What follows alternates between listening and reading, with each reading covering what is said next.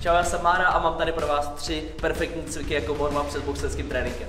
Tak jako první cvik mám tady cvik, u kterého se skvěle rozproudí reflexy a zároveň se protáhne pořádně celé tělo, protože do těch úderů vlastně budeme dávat plný rozsah.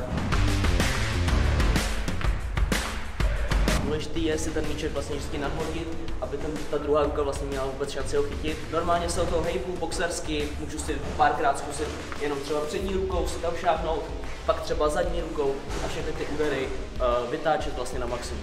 U cviku 2 nejsou důležitý vlastně rozsahy v těch úderech, je to spíš takový dribbling a důležitý je tam pohyb nohou.